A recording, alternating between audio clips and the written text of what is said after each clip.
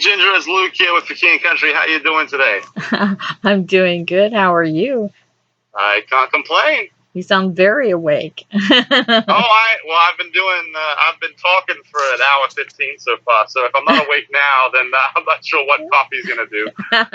And you guys have plenty of coffee around you, so that shouldn't be a problem. That's correct. That's correct. That's right. You don't ever get tired of coffee, or are you even a coffee drinker? No, I love coffee. You know what? I used to just kind of always have lattes, and people always told me that this would probably happen, but I've started to desire like stronger coffee. And what I mean by that, like I still like milk in it, but now I'm wanting less milk in my coffee because it just feels too milky now. And so it's changing a little bit. Well, one of these days you'll join me in the dark side where we take nothing. I know, and man, I'm like, well, you're a girl, so I was gonna say, yeah.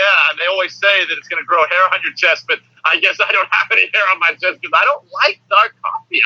I can't have black coffee. I don't know why.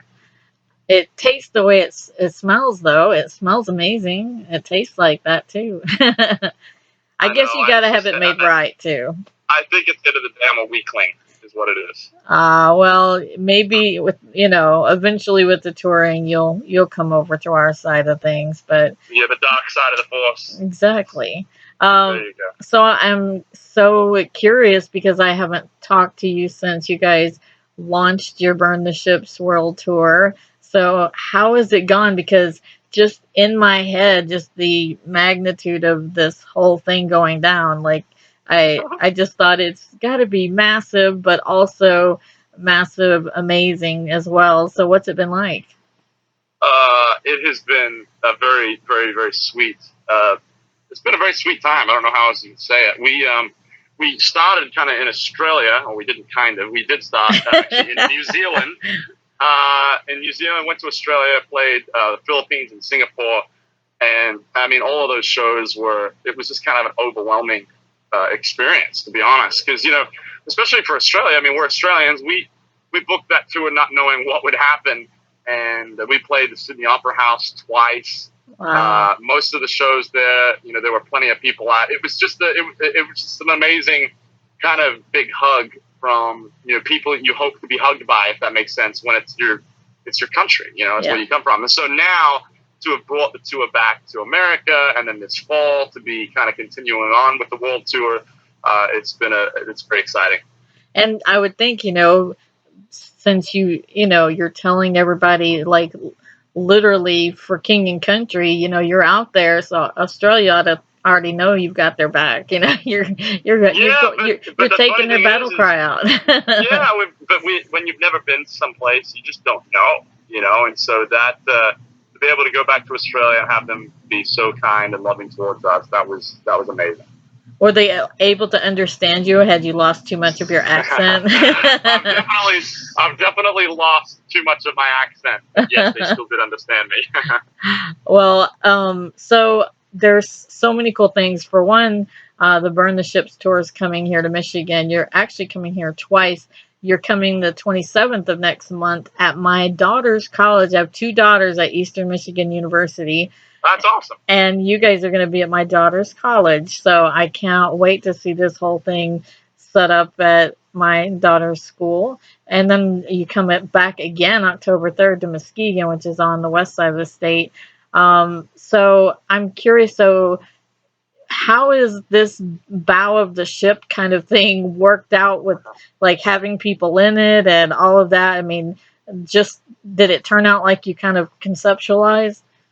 Well, there's always you always have these like dreams, and then what ends up actually happening is usually a little bit different. But for the most part, the dream of being able to have the stage look like the bow of the ship, and to be able to have some of the LED walls kind of looking like sails and different things, that's come into fruition, and to be able to have people kind of the ship crew that are inside the kind of the stage. They're inside the stage. So the principles of what we talked about a long while ago is actually happening. So definitely very exciting. It definitely is the most audacious thing that we've ever done.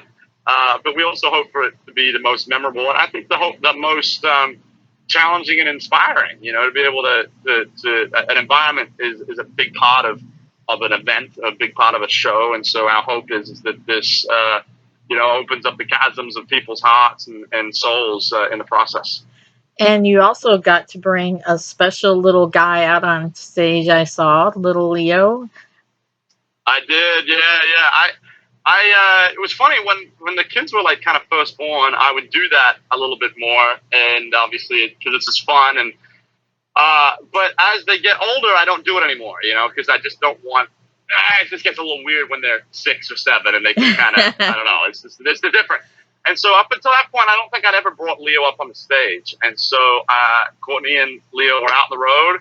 And the kids, and I just was like, if I made a deal with myself before this one particular song, if I saw Leo, I was going to go grab him and he was going to go sing the next song or two with me. And so I saw him and I was like, here goes nothing, and picked him up.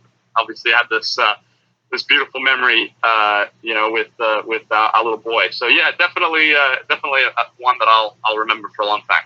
And then you guys have also had kind of a family reunion with Rebecca on stage recently too. Yeah, no, she's kind of been doing a little bit more shows these days, and she's been at some fairs with us and some festivals with us. And so when she plays on those days, we also get her to come and feature on one of our songs during our set as well. So definitely a kind of a full circle moment, because Joel and I started in music, being her crew guys, background singers, all that sort of stuff. So definitely a cool moment. And you're gonna convince Joel not to quit his job for being a flight attendant, right? I mean, I saw him trying that. I don't think he's articulate enough or detailed enough. he looked like he was struggling just a little bit. Yeah, exactly. Yeah, exactly. I'm sure your wives would get together and help support that. Like, yeah, let's keep the band thing going. That's working out really awesome. I don't think if we're going to start a different career, I don't think we're going to start another career traveling potentially more than we already do. So with this Burn the Ships World Tour, how many tour dates do you have with that total, like around the world? Do you know? I think, it's hard to put it all together because my mind breaks it up into segments. So we did 13 overseas, kind of the Australasia side of things. The spring tour was probably 25, 30, and then I know this fall tour was 36. Jeez. And so, it keeps going. That's a lot. It's gonna be close to 100 at some point. And you teamed up with Echosmith as well. I saw that you had Echosmith as part of your song, or yeah. We did a remix of our song "God Only Knows," and a producer by the name of Timbaland. We kind of know who that is. Also, Echosmith, Sydney from Echosmith, came and kind of lent her vocals for the song, and definitely a cool moment, and hopefully something that our ultimate hope with doing those things is that it just takes these songs into different pockets of music that otherwise they wouldn't get. And I think that particularly for a song like God Only Knows, it doesn't matter who you are, where you come from, and man, if you're hurting, I think that song can really help spur people on and encourage people. And I mean, it's Timbaland, by the way. I'm just kidding. Yeah. But that obviously can help bring that song to the secular side. But Echosmith, I actually saw them in concert with Owl City. They were opening for Owl City a couple years back. I always see Owl City when they come into town, or when he comes into town, however you say that. It's one guy, but whatever. Yeah. But they did a tremendous job, and she's a great vocalist. I love the remix. This song it's amazing because I think exactly what you're saying. It's just so relatable. Whether you're mourning the loss of a person or you're just going through something difficult, just the God of the universe, maybe sometimes the only one that knows at all that you're hurting about it at all sometimes, but he's the only one that knows the depth, and he's the only one that knows also the healing as well. Do you guys have that have that be kind of a song that people repeat as maybe one of their favorites on the whole album? Or Yeah, I mean, I think it's at this point, this song has gone into so many different places at this point that it would have to be our most successful song that we've ever had. I mean, I've never had. We would play that song before it was ever even released for radio, and it was still sometimes the gasp would take place the moment you stop playing it. And I've never had a song do anything quite like that before. And I think the core of it is that people, people are lonely these days. I think most people are depressed too, and I think the thing that defeats loneliness and depression is being known. And so when people can sing a song that talks about that God knows all the good things and the bad things that have taken place in their life, and yet He still's crazy about you and loves you, I think that's one of the most freeing things you could ever hear. Amen. And I know you guys don't do it for the recognition, but I was excited.